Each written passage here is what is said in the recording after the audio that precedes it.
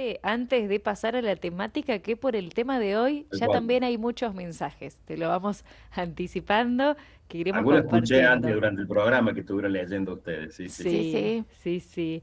Una de las primeras consultas que quedaba pendiente, la de Roxana desde Tucumán, preguntaba ella cuántas veces uno puede comulgar al día. Bueno, canónicamente, esto es parte, digamos, no solamente de la liturgia, sino del derecho canónico. Está establecido que hasta 2 veces por día, Ajá. siempre y cuando la segunda vez sea en misa completa, ¿no? A ver, pueden ser 2 misas, puede ser una celebración y una misa, pero siempre la segunda vez tiene que ser con misa completa. ¿Por qué? Porque se entiende que si yo comulgo por segunda vez es porque participo del sacrificio, ¿no? No podría ser una segunda vez si es una celebración de la palabra y la primera vez ya tuve misa. Entonces, ¿por qué? Porque el sacrificio ya lo celebré, ¿se entiende? Ajá. La segunda vez tiene que ser con misa completa, o sea, habiendo participado del sacrificio, ¿se entiende? Mira, sí. Perfecto. Muy Mm. bien, muy bien. Teníamos otra consulta desde Bahía Blanca. No sé si está el audio listo. Lo compartimos. Padre, buenas tardes, ¿qué tal? Llego tarde a las preguntas, pero bueno, vengo de una declaración carística en mi capilla. Una consulta que venimos haciendo mucho, por lo menos en mi caso vengo haciendo, y por ahí no hay una respuesta a veces muy clara, ¿no? El momento de la recepción de las ofrendas, del pan, el vino, etcétera. Eh, Cuando el Padre, estamos todos sentados, el Padre dice, oremos, ¿en qué momento hay que pararse? ¿En ese momento dice el Padre oremos o cuando el Padre termina la frase, ahí hay que pararse y el pueblo responde, el Señor recibe a tus manos? Porque ahí está, acá en Bahía está la duda, en Bahía Blanca, ¿no? Generalmente nos paramos cuando apenas el Padre dice oremos, como al terminar la misa, pero bueno, hay gente que no, y cuando termina el Padre toda la oración, ahí recién se para y responde. Bueno, les dejo esta pregunta, muchas gracias. Mm. Bendiciones desde Bahía Blanca. Sí, está muy bien la pregunta, porque siempre hay tal como esa duda. Sí. El momento correcto, digamos, no es que hay un instante, pero es un momento, es justamente ante esa invitación, oren hermanos, porque en realidad acá, fíjense que no es la invitación a lo oremos como las otras dos, como la oración colecta, la oración postcomunión, sino que acá hay como una especie de un tono mucho más imperativo, ¿no? Oren hermanos para que este sacrificio sea agradable a Dios. Claro. Durante eso, digamos, puede ser ahí el mismo momento, pues digo, es el momento, que un poquito más larguito, digamos, en el cual tenemos que pararnos, porque esa invitación es a que nos pongamos de pie, porque inmediatamente el sacerdote va a hacer la oración sobre las ofrendas. Y todas las oraciones colectas, digamos, de estilo colecta, la colecta propiamente dicha, esta sobre las ofrendas y la poscomunión, siempre se rezan de pie, ¿no? Es la característica que tenemos los cristianos católicos de orar de pie, ¿no? Así como los musulmanes oran postrados, bueno, Ujú. nosotros oramos siempre de pie, ¿no? El signo salvífico por excelencia es siempre orar a Dios de pie. Por eso la invitación, la imperativo, oren hermanos, Claro. es la indicación de ponernos de pie. O sea que a Ah, partir de ahí ya nos podemos, digamos, Claro, cuando escuchamos exactamente. que empieza con la oración, Puede ser nos mientras ponemos. el sacerdote está diciendo toda esa Bien, bien, frase, bien. oren hermanos, para que este sacrificio sea agradable. Puede ser allí el mismo momento, en el oren hermanos, me pongo salto de pie. Tampoco no hay que ser tan exagerado. Mientras estamos diciendo, el Señor reciba de tus manos. Ah, Ese es el momento, digamos, ¿no? bien. bien. Cosa que cuando venga la oración, que es inmediatamente después de la respuesta de los fieles, Sí. ya estemos de pie. Claro, claro. Perfecto. Ahí hay una confusión, porque a veces después de la oración viene el prefacio, ¿no? El Señor esté con ustedes, levantemos el corazón. Mire, entonces cree la gente, hay mucha gente que cree que levantemos el corazón significa levantamos Ponerse el de blanco. pie. No, no. Ahí, antes tiene que Ahí ser. hace rato que estamos de pie, porque ya Claro. pasó la oración sobre las ofrendas, ¿no? Bien, Muy bien, bien. buenísimo. Desde Formosa se comunicaba Clara. ¿En todas las misas del día se leen las mismas lecturas? Pregunta ella. Exactamente. Y no solamente en la misa del día en esa comunidad, sino en todo el mundo. Eso es lo más impresionante de la liturgia cristiana católica. Católica significa universal, ¿no? Que estamos en todo el mundo. Es decir, los mismos leccionarios en distintas lenguas, por cierto, traducidos, ¿no? Se traducen para todos los países del mundo, con lo cual las lecturas que se leen hoy, en este día, a no ser que alguna diócesis o algún país tenga un santo como festividad particular, que son excepciones, en todas las misas del mundo se están leyendo las mismas lecturas hoy, ¿no? Y pasa también en el domingo, ¿no? O el sábado la víspera, que ya es misa del domingo, el domingo, se leen las mismas lecturas en todo el mundo y en todas las misas de esta comunidad, ¿no? Esto digamos así, lo más impresionante que tiene la reforma litúrgica del Concilio Vaticano II, ¿no? Que planificó, ¿no? Un texto base, que está en latín, lo que se llama la edición típica, de la cual se tradujeron todas las lenguas, digamos, ¿no? Y esa edición típica marca que hoy leamos estas lecturas en todo el mundo y en todas las misas que el sacerdote o la asamblea o la parroquia celebra en el caso de esta comunidad, por ejemplo, ¿no? Claro, perfecto. Ahí estaba Es entonces impresionante. Sí, Sí. hermoso. Sí. Vamos ahora con la pregunta de Laura. Dice Laura, quería consultar si está bien que luego de la homilía el sacerdote no se tome unos momentos de silencio, sino que comience directamente con el credo. ¿Es correcto? Dice Laura. Sí. Yo creo que no está bien ni está mal, no podemos hablar, digamos, de está bien o mal. Creo que se sugiere muchas veces, sobre todo en algunas celebraciones, algún estilo, por lo que fue la prédica, dejar un silencio. Pero, digamos, a ver, es una sugerencia, ¿no? Y no tiene que ver con la liturgia, tiene que ver con lo pastoral, ¿no? Con esto que Claro. decíamos que el silencio, si bien, es parte de la liturgia y ayuda un poquito como a decantar, digamos Sí. así, lo que se ha escuchado, lo que se ha proclamado, lo que se ha reflexionado. Lo mismo pasa después de la comunión, por ejemplo, ¿no? Son los silencios sugeridos, ¿no? En la liturgia, ¿no? Pero que no son ni obligatorios, ni tampoco entramos en la categoría de que esté bien o esté mal, Claro, digamos, claro. ¿no? Está bien siempre, ¿no? Digo, hacer algo que es continuado o hacer algo con una pausa de silencio, yo creo que siempre está bien, digamos, ¿no? Perfecto. Bien. Gladys, desde Santiago del Estero, ¿cuántas veces se dice la oración o se debe cantar el Cordero? ¿Hasta el momento de dar la Ah, paz? Pregunta ella. sí, sí, sí, sí, sí. Bueno, el cordero tiene una característica muy peculiar, que es un canto Ujú. ritual, pero también es un canto de acompañamiento. Recuerden, lo vamos a ver durante este ciclo de vuelta, pero está bueno recordar porque lo hemos visto ya en otros ciclos. El canto litúrgico no es solamente un adorno de la misa, digamos, ¿no? Para que quede más bonito los sacramentos en general. El canto litúrgico es parte, digamos así, de la celebración, sobre todo de la Eucaristía. Pero hay cantos que son de acompañamiento y hay cantos que son rituales, ¿no? El canto de acompañamiento, por ejemplo, es el canto de entrada, ¿no? Que acompaña la procesión de entrada, ¿no? Y suena en tanto y en cuanto dure esa procesión. Si la Claro. procesión es larga, tendrá que ser el canto un poco más largo. Si la Ujú. procesión es muy breve, o sea, desde la sacristía hasta el altar, bueno, tiene que ser un canto cortito, o cortarlo, no hace falta cantar todo el canto, digamos, ¿no? En esto nos vamos adaptando. Otro canto de acompañamiento, el canto de la procesión de ofrenda, el Mm, canto para la comunión, digamos. Y cantos rituales, por ejemplo, es el Gloria, el Santo y el Cordero, que tiene esta particularidad, como digo, que es ritual y a su vez es acompañamiento, ¿no? ¿Por qué es acompañamiento? Porque acompaña lo que se llama la fracción del pan. Y la fracción del pan es partir la hostia, pero también es fraccionar, digamos así, el copón en las pateras más chiquitas y Sí. va a haber varios mini. Todo eso se llama fracción del pan. Y entonces, si es acompañamiento, como pasa con los otros cantos, tiene que acompañar todo el rito, ¿no? Claro. Entonces, el Cordero tiene esta característica, ¿no? Que se dice, Cordero de Dios que quita el pecado del mundo, ten piedad de nosotros, Cordero de Dios, ten piedad de nosotros, Cordero de Dios, danos la paz. Ujú.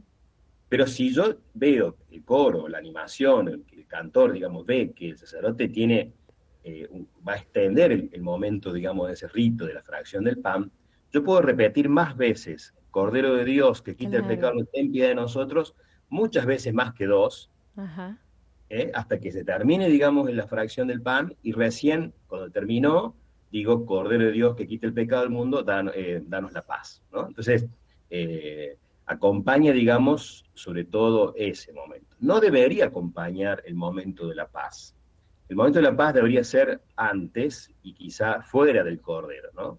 ¿Por qué? Porque si el Cordero acompaña la fracción del pan, es bueno que la asamblea lo vea a esa Claro. fracción del pan, ¿no? La fracción del pan eh, es un momento en el cual uno realmente descubre que Cristo se parte para compartirse, ¿no? A todo el pueblo de Dios. Entonces es importante que la asamblea ya se haya dado la paz, quizá, Claro. para que puedan ser testigos de esa fracción del Ujú. pan, ¿no? Sí.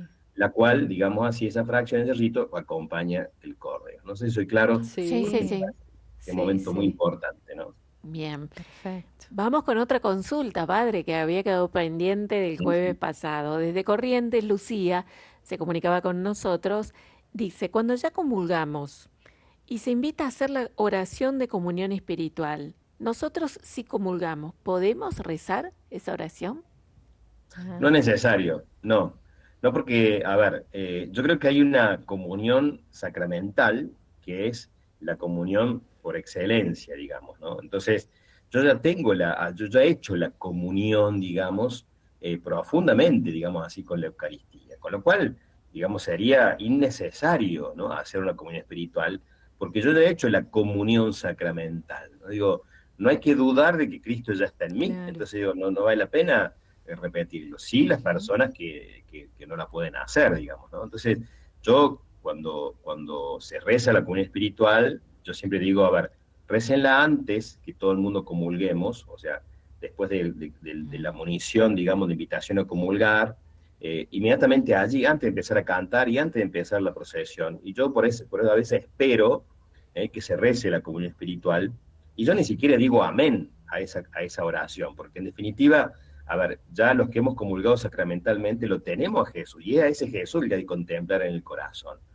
No pedir que venga espiritualmente, porque ya está con nosotros Claro. realmente, ¿no? Bien, Entonces, no sería necesario, no, para nada. bien, bien. Otra consulta, Susana. Dice ella, si el padre puede explicar sobre lo que debe hacer un ministro de la comunión al celebrar cuando no puede el sacerdote o el diácono. Sí, una pregunta muy amplia, digamos, ¿no? Porque, a ver, el ministro hace la celebración de la palabra, podríamos decir, ¿no? Que puede ser con distribución de la comunión o no, digamos, Ujú. ¿no? Por eso se llama los ministros extraordinarios de la comunión, no de la Eucaristía, ¿no? Porque son ministros extraordinarios de dar la comunión. Ajá. En definitiva, para poder dar la comunión se puede realizar una celebración de la palabra, ¿no?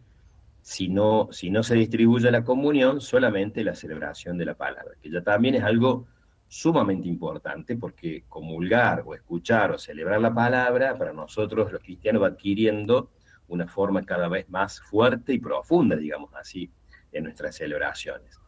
Con lo cual, digamos, el ministro extraordinario de la comunión puede celebrar la palabra y debería hacerlo quizá en un altarcito o una mesita que se ponga por delante del altar, no usar el altar, Sí. digamos, donde se hace el sacrificio, que normalmente se usa en la misa, excepto para traer el copón, digamos, que se trae del sagrario, del tabernáculo, y se lo deposita sobre el altar, y desde ahí se comienza a ir hacia la asamblea para dar la comunión, excepto ese momento.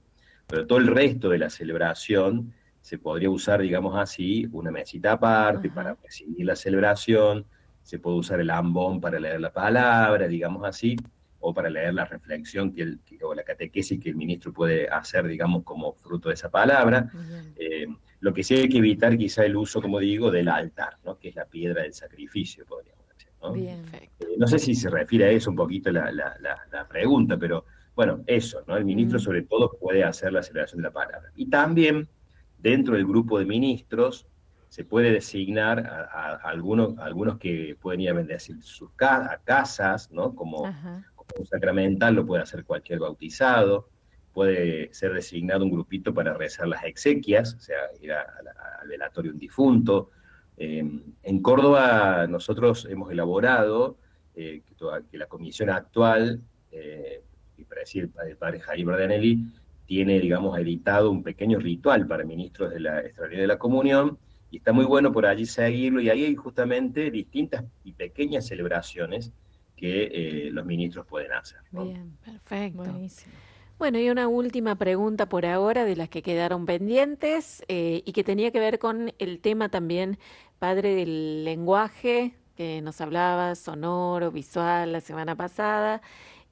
María dice, dentro del lenguaje sonoro, ¿qué pasa con la música y sus instrumentos? Porque se redujo a una guitarra y caja, dice, y las catedrales tienen órganos y violines, hay Mm, coros. Sí, sí, no, no, la música litúrgica tiene que ser, digamos, siempre una música y un canto, yo digo, excelso, digamos, ¿no? Para Dios, ¿no? claro. Siempre la liturgia, los documentos magisteriales en cuanto a la liturgia, siguen apostando a que el instrumento por excelencia, la liturgia sea el órgano, digamos, ¿no? Donde, a ver, si son órganos del tubo, mucho mejor, si son órganos eléctricos que van imitando sonidos, mucho mejor. Pero por cuestiones pastorales se han ido adaptando otros instrumentos, como la guitarra, por ejemplo, en el caso de Argentina, que está aceptada como para acompañar el canto. Y como decimos siempre, los otros instrumentos van, digamos, como de algún modo, entre comillas, adornando, digamos así, pero no son la base, ¿no? Ujú, No puede ser la base de un canto litúrgico una caja, una batería, etcétera, ¿no? Sino que claro. son pequeños instrumentos que van adornando, acompañando, pero lo que sostiene el canto, si no hay órganos, porque a veces no hay órganos, digamos así, en todas las comunidades, puede ser la guitarra, ¿no? Bien. Pero esto, digamos, se va adaptando pastoralmente. Nunca abandonemos lo que sería como lo más excelso, ¿no? Lo mejor para la liturgia, podríamos decir, ¿no? Después de hacer un repaso junto al padre Mario Sánchez de muchas preguntas e inquietudes que quedaron pendientes del encuentro anterior, es momento ahora de detener la mirada en el tema que nos convoca en esta jornada, el espacio o el lugar de las celebraciones. ¿Qué hay para decir? ¿Qué hay para aprender respecto a esto? Te damos la palabra nuevamente, padre. Me había dejado el micrófono cerrado. Tranquilo. Bueno, la verdad que, a ver, creo que es un tema eh, por demás interesante porque me parece que hace al modo de participar, como Ujú, decimos siempre, venimos haciendo todo este tiempo, y a lo que significa la espiritualidad, la vivencia, y lo que hablamos, ¿no? De lo que es la pastoral litúrgica, ¿no? Creo que cuando uno habla del espacio celebrativo, habla no solamente de un lugar físico, sino habla, a ver, el encuentro que yo hago con Dios, y por eso la liturgia tiene sentido más allá de, digamos así, de los signos y del sacerdote y de todo lo que implica el misterio, tiene mucho que ver el lugar donde yo me ubico, ¿no? Donde yo participo, donde yo estoy presente, ¿no? Ahí donde yo me hago, digamos, cargo, digamos, del encuentro con el Señor. Por eso, lo digo siempre que se entiende por espacio celebrativo, ¿no? Los lugares donde desarrollamos todas las acciones litúrgicas y, digamos, también todo lo que tiene que ver con la ambientación, ¿no? Con la decoración, ¿no? Hace mucho o tiene mucho que ver una iglesia un poco más austera, más despojada, como quizá la que estamos viendo en la imagen, o iglesias que tienen que ver con aquellos espacios muy decorados, o espacios tan grandes, o capillas chiquitas, o espacios quizá, incluso, a ver, al aire libre, digo, el espacio celebrativo es muy fuerte porque, digo, es realmente el lugar del encuentro con el Señor. Y por eso le decimos espacio sagrado, ¿no? El espacio es un espacio sagrado. Porque, a ver, toda reunión implica, digamos así, un espacio significativo. Por eso, este es un hecho humano que también lo verificamos nosotros en nuestra liturgia, en nuestro ámbito religioso, podríamos decir. La arquitectura, el arte, ¿no? Todo lo que se hace para el culto a Dios, tienen que expresar y traducir en todos esos elementos toda la experiencia del ser humano, ¿no? Digamos así, en la unión o en la mirada hacia el misterio que estamos celebrando. Por eso, así nació justamente el lugar y todo lo que significa los objetos sagrados, ¿no? El espacio a veces no es uno solo, ¿no? No es homogéneo, ¿no? Son muchos espacios, ¿no? Por eso el ritual, los ritos nuestros que tenemos en la liturgia católica, expresan justamente la sacralidad del lugar, ¿no? Y de algún modo también lo ayuda a conferir, a constituir, digamos, al misterio, ¿no? A la sacralidad, ¿no? De lo que encontramos en ese espacio como encuentros sagrados. Y por eso qué lindo hoy descubrir esto, ¿no? A ver, que siempre es necesario tener una afuera y una adentro, ¿no? Y que haya un lugar donde ese afuera, que es la vida cotidiana, el mundo de todos los días, tenga un acceso a un adentro, podríamos decir así, que tiene que ver con el espacio sagrado, y en el cual de algún modo yo también puedo tener un paso, ¿no? De lo cotidiano a algo especial, a lo de todos los días, a un lugar, digamos así, a un ambiente más cuidado, podríamos decir. Por eso nace, digamos así, lo que se llama el templo para nosotros, ¿no? Que esperamos ver cómo sería lo correcto llamarlo. En la Biblia se reflejan siempre estos conceptos, ¿no? Es interesante cómo, que también lo vamos a ver un poquito ahora, que nuestros espacios litúrgicos tienen como triple dimensión heredados, podríamos decir, ¿no? El aspecto judío, el aspecto más griego-romano y el aspecto más bizantino, que fue lo que nos fue dando forma, digamos así, a lo que hoy tenemos como espacios sagrados en nuestras iglesias, digamos así, de nuestra fe católica, ¿no?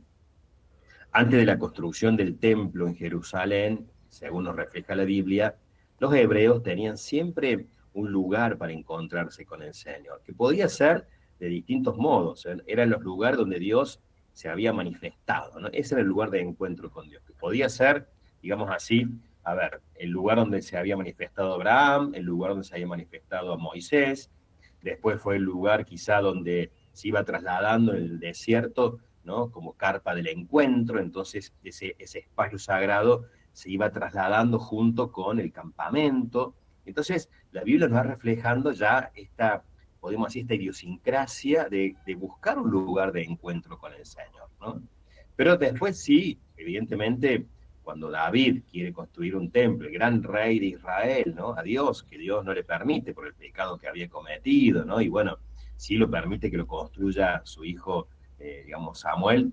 Fíjense cómo, a ver, de algún modo comienza a ser el espacio, perdón, ¿qué dije Samuel? Salomón construye el templo, y entonces ahí comienza a tener como una centralidad, ¿no? La centralidad en el templo de Salomón en Jerusalén va a ser como donde el israelita va a poner la mirada, ¿no? Porque ahí es donde se hace el sacrificio, ahí es donde se peregrina una vez al año para la Pascua.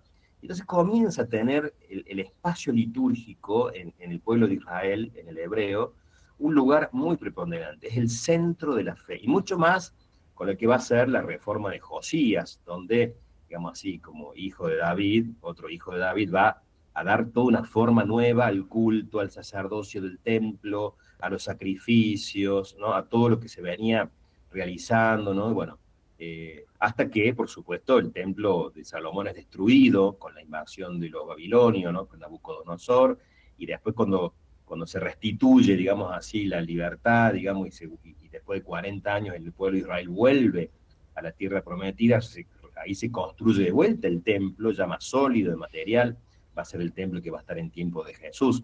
Y a partir de ahí, Jesús también, que comienza a hacer toda una teología del templo, donde va empezando a descubrir, y lo va a profetizar así, que este templo se va a destruir, pero va a haber un templo nuevo que va a ser cada uno de nosotros, ¿no? Que somos piedras vivas, y va a haber un templo que es la Jerusalén celestial, que es el templo del encuentro con Dios definitivo. Y entonces ahí cuando nos damos cuenta que lo material, lo exterior, es importante, pero mucho más importante es nuestra vida como templo del Espíritu. Pero no por eso dejamos de tener un espacio sagrado donde queremos justamente celebrar nuestra liturgia. Por eso, de algún modo, va a manifestarse, digamos así, en nosotros esta capacidad, digamos, del encuentro con Dios. Pero, como digo, mantenemos el espacio litúrgico. Los cristianos tenemos lugares destinados para la celebración, ¿no? Y por eso es altamente significativo que el edificio, como decíamos recién, no se llama templo, o no sería lo más correcto llamarlo templo, sino así, lisa y llanamente, iglesia, ¿no? Esto que vemos en la foto es una iglesia.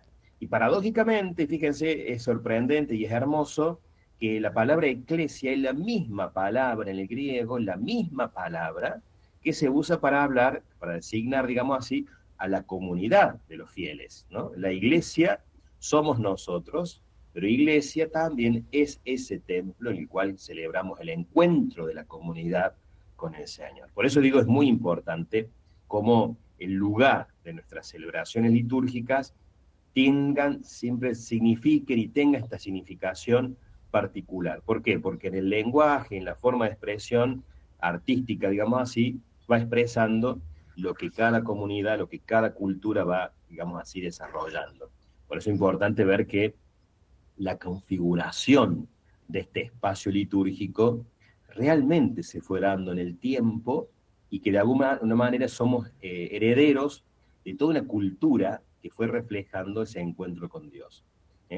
La iglesia como edificio, la iglesia destinado a la liturgia, es el resultado de una triple, podríamos decir así, herencia que tenemos hoy, ¿no? La herencia judía, la herencia helenística romana, hacia griega romana, y la herencia bizantina, ¿no? A lo largo del tiempo se fue gestando esta herencia y somos herederos de todo eso, digamos, ¿no? Primero, la herencia judía tiene que ver con este espacio grande, este espacio luminoso, donde, por ejemplo, Jesús manda a los discípulos a preparar la Pascua. No van a encontrar, dice Jesús en el texto del Evangelio, un espacio en la parte superior, adornada, provista con mesa y todo para que celebremos la Pascua. Vayan ahí, prepárenme todo, ¿no? Así, fíjense que siempre era un espacio en la altura donde se podía, digamos así, escuchar la enseñanza, la palabra del Antiguo Testamento, había como una especie de comunión íntima entre los que celebraban, ¿no? Ahí se entiende la Pascua de Jesús, ¿no? Pero también con el tiempo se fue mezclando, después de Jesús, por supuesto, todo lo que fue la cultura más helenista, hacia la cultura griega y la romana, ¿no? Donde va a tener todo un gran exponente, digamos así, todo lo que es el aula basilical, podríamos decir así, que se va a reforzar después también con la herencia bizantina como tercera herencia, ¿no? La cultura helenística romana nos ha dado, digamos así, un modelo de arquitectura que recoge la serenidad y la paz, podríamos decir así, ¿no? Sobre todo cuando Constantino, ¿no? El gran emperador romano, que gracias a que era católico, con su madre Helena, digamos así, fueron de algún modo proliferando, digamos así, las iglesias, digamos así, los espacios litúrgicos, la basílica, incorpora, que, a ver, como ya lo dijimos una vez, la basílica era un espacio civil, un espacio que estaba apto para lo que era la vida social, digamos, ¿no? Pasa que tomamos en el tiempo de Constantino esa planta basilical y lo que hizo Constantino es sumarle un atrio con su pórtico en la entrada y, podríamos decir así, una estructura que le daba contenido al presbiterio, con un retablo, con un ábside, bueno. Pero la planta basilical era tomada, digamos así, de lo que era la vida civil cotidiana, digamos, del pueblo romano. Y después la iglesia bizantina, que le va a agregar a esa basílica las cúpulas, ¿no? Las cúpulas que eran justamente como expresión de la Jerusalén celestial, por eso las cúpulas normalmente están rodeadas de ángeles, de adornos, de los evangelistas, de las cúpulas, es como estar bajo el cielo, la bóveda del cielo, podríamos decir así, expresión de la iglesia, de la Biblia, y nosotros debajo de esa cúpula, el altar, la iglesia terrenal. La iglesia celestial y la iglesia terrenal se unían en esta imagen, podríamos decir así, de la cúpula, ¿no? Entonces, lo que fue poniendo la cultura bizantina fue todo esto, ¿no? Es decir, toda una arquitectura con mucho adorno, con mucho simbolismo, donde de algún modo queríamos como manifestar eso. Y después en el tiempo fueron agregándose otras cosas, ¿no? Porque evidentemente en el siglo V, el siglo VI, aparecieron, digamos así, a toda esta basílica romana y bizantina, todo un arte, por ejemplo, como el arte gótico, el arte románico, que fue de algún modo incorporando la belleza, podríamos decir, ¿no? Y estas iglesias mucho más espigadas, ¿no? Estas iglesias que son como con sus torres para arriba, con sus columnas, con sus vidrierías, lo que llamamos los vitraux, ¿no? Como queriendo sumar lo exterior a lo interior, ¿no? El arte, la belleza, la luminosidad, ¿no? Y después del Concilio Vaticano II, ¿no? Digamos, en realidad desde el Concilio de Trento para acá, la Iglesia incorporó el barroco como algo mucho más adornados, esos retablos muy sobrecargados, ¿no? Como tenían, por ejemplo, los jesuitas, ¿no? Con mucho dorado la hoja, ¿no? En donde predominaban también los colores, donde también se modificó un poco la música. Y después sí, con el concilio comenzamos a vivir un movimiento litúrgico muy fuerte donde se incorporó todo el arte, ¿no? Todo el arte es apto para la liturgia en tanto y en cuanto sea hecho para eso y no para otra cosa, ¿no? Entonces, en el capítulo séptimo de la Constitución sobre la Sagrada Liturgia, justamente el concilio nos va a poner justamente la mirada en el interés que tiene la Iglesia por reconocer la dignidad del arte en todas las épocas y de algún modo, podríamos decir así, la libertad de estilos dentro de la gran celebración que sean aptos para la liturgia, ¿no? Y de algún modo insistiendo en la necesidad de facilitar también, según este número del concilio, el número 122 al 130 de la Sacrosanto Concilio, en la formación de los artistas, de los arquitectos, de aquellos que vayan comprendiendo lo que significa el misterio y la centralidad del sacrificio eucarístico para poder desde ahí diseñar, digamos así. Entonces, el concilio comenzó a valorar todo el arte, ¿no? Como parte también de nuestra historia. Así como en la historia y la idiosincrasia de aquel momento fue el arte románico, el arte bizantino, el arte gótico, etcétera, etcétera, hoy somos hijos, digamos así, de un arte que es mucho más, de algún modo, mucho más diverso y que de algún modo, si está puesto muy bien y orientado, por eso la formación de los artistas al servicio de la liturgia, pueden de algún modo sumar, digamos, a nuestra liturgia, ¿no? Bueno, si quieren hacemos una pequeña pausita y nos va a quedar simplemente un poquito más sobre el tema de los lugares, porque, a ver, me parece que está interesante dentro de toda esta aula basilical, de todo este espacio litúrgico, ver esto, ¿no? Los lugares, dónde me puedo ubicar, cuál es el mejor espacio y por qué necesito quizá esa ubicación, ¿no? Pero por eso tengo que conocer cuáles son los lugares dentro de el aula litúrgica, como le llamamos nosotros. Y si nosotros elegimos cuando vamos un lugar donde se escuche bien, que a veces no en todas las iglesias se escuche bien el micrófono, y también que no nos, o sea, por lo menos yo que soy bajita, que no me tapen para el momento de la consagración, que me gusta en el momento que el sacerdote levanta la hostia, y a veces hay alguna gente que son altos y no se arrodillan. Entonces, a veces elijo un lugar en un costado, de modo que no me puedan tapar, pero generalmente me tapan. Gracias. Siempre me gustó ubicarme en la iglesia en los últimos lugares. De esa manera, cuando hay poca gente,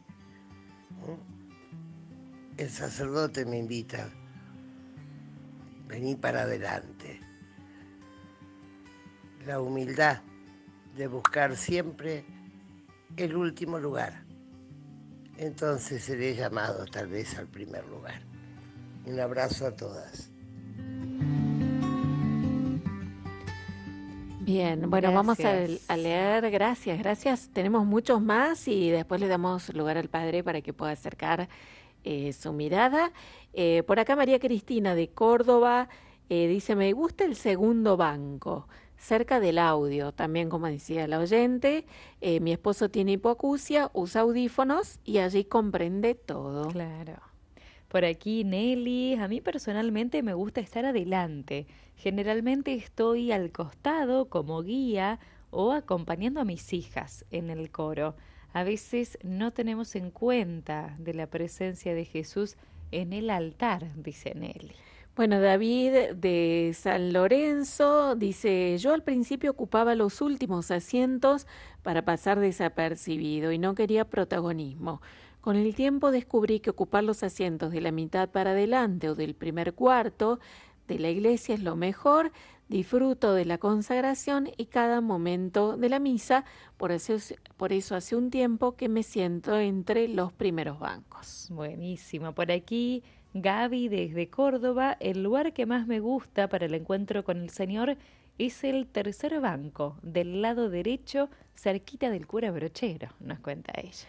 Bueno, también por acá dice, me gusta sentarme en el medio para escuchar mejor la homilía y el momento de la consagración. Gladys desde Santiago, dice ella que le encanta aprender de liturgia y que le gusta sentarse en los primeros bancos o atrás. Dice que lo primero que piensa ella es mirar el sagrario en misa. Dice mirar allí lo más sagrado. Gustavo dice, me siento siempre en el medio, del lado izquierdo, aún no sé por qué, pero siempre elijo el mismo lugar. Nati desde Capital dice que como ella es ministro de la comunión, cuando le toca dar justamente la comunión, se ubica en los primeros bancos, justamente en una de las esquinas, no importa, dice, si es adelante o un poco más atrás, pero estar allí cerca. Ujú.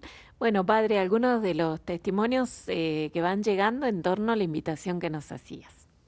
Interesante, estaba escuchando atentamente, la verdad que hay tanta idiosincrasia en esto, Sí. tanta forma de pensar, ¿no? Y yo siempre sugiero esto, ¿no? A ver, no confundamos la humildad que habla Jesús, que critica a los fariseos por ocupar el primer Mm, lugar, con la invitación, digamos así, de la liturgia a estar cerca del sacrificio, digamos, ¿no? A ver, me parece que a veces en esto está bien, digamos, que tengamos ese criterio de humildad, pero no es lo mismo, digamos, lo evangélico con lo que critica Jesús sobre el fariseísmo como actitud interior, que mi ubicación en el templo, donde yo quiero y estoy invitado específicamente, antes que el sacerdote me diga, ya estoy invitado a ocupar el primer lugar, digamos, ¿no? Porque justamente la liturgia me invita a que yo ocupe el mejor lugar de la participación, ¿no? Entonces, si yo estoy al fondo simplemente como un espectador, digamos así, no estoy como de un modo escuchando la invitación que Dios me hace a estar cerca, ¿no? Digo, es como cuando me invitan a una mesa, a un asado, a una mesa familiar, y yo no me voy a sentar en el umbral de la puerta o afuera mientras está mm, todo el mundo comiendo, digamos, adentro del... Yo me siento alrededor de la mesa. Bueno, esto claro. también tiene que ver, ¿no? Estar cerca de la mesa del altar es estar cerca del convite, es estar cerca del sacrificio, estar cerca, digamos así, de la comida pascual que se me está ofreciendo. Entonces, no es que el sacerdote me va a invitar, ya estoy invitado antes a participar en el primer lugar, ¿se entiende? Sí, Y sí. también, digamos, la centralidad, esto también está bueno, ¿no? Que vayamos como aclarando nuestra mirada. ¿Cuál es la centralidad en el momento de la celebración eucarística? Es el altar, no el sagrario. Porque es el altar donde se produce el sacrificio, que después, si Mm, sobra, va a ser reservado en el sagrario, ¿no? claro. Pero el lugar más importante de la celebración eucarística es el altar, la piedra del sacrificio, donde se va a actualizar el mismo sacrificio de la cruz, digamos, ¿no? Entonces, a ver, digo, vayamos como aclarando esto para que también Sí, nuestra atención, digamos, en nuestra participación en la Eucaristía, en la misa, sea cada vez más profunda, cada vez más claro. aprovechada, podríamos decir, ¿no? Es muy Mm, lindo eso, ¿no? Pero Bien. bueno, digo, fíjense cómo hay mucha variedad, también digo, a veces uno como sacerdote siempre digo, tenemos como la foto, digamos, ¿no? Donde, y no porque queramos chumear quién vino, quién no vino, sino porque, a ver, tenemos una foto porque normalmente todo el mundo se sienta repetidamente en los mismos lugares, ¿no? Entonces, cuando en la foto te falta algo, es porque alguien está ausente, digamos, y es como casi intuitivo, al menos me pasa a mí, ¿no? Es como intuitivo, no es que uno busque quién está y quién no está, ¿no? sí, Bueno, sí. pero está bueno eso. Mm, Bueno, simplemente dejo presentado el tema, Bien. porque veo que por ahí se nos pasa el tiempo, pero cuando hablemos de lugares, después vamos a hablar un poquito también de lo que significa el arte al servicio de la celebración, ujú, y quiero que profundicemos un poquito en esto, porque tiene que ver, ¿no? Con la estética y con la idoneidad de cómo se hacen las cosas. Eh, pero cuando hablemos de lugares, vamos a hablar un poquito de la iglesia en general, como el edificio que nos reúne. Vamos a hablar un poquito de lo que significa la nave, que se diferencia, digamos así, del atrio, de la puerta cancel y de lo que es el presbiterio, que es el otro espacio que queremos reflexionar un poquito. El presbiterio donde está el altar, digamos así, donde está el ambón, de lo que es el baptisterio, de lo que es la capilla del Santísimo. A ver, Mm, espacios litúrgicos que van haciendo a mi participación, ¿no? mm, Entonces, creo que poder ir identificando, distinguiendo y de algún modo haciendo una opción por mi espacio, tiene que ver con, vuelvo a repetir, con mi mejor participación, ¿no? Por claro. eso también depende, porque decía un oyente que era ministro, por eso se ubicaba cerca en los primeros lugares. Bueno, a ver si ocupo un ministerio o no, si soy parte de la asamblea solamente, si me va a tocar leer una lectura, dónde es mejor ubicarme, dónde es mejor desplazarme, Sí. ¿cómo hago para desplazarme en el caso que me toque una lectura. Esto me parece que da como para que lo conversemos un poquito el próximo jueves, ¿no?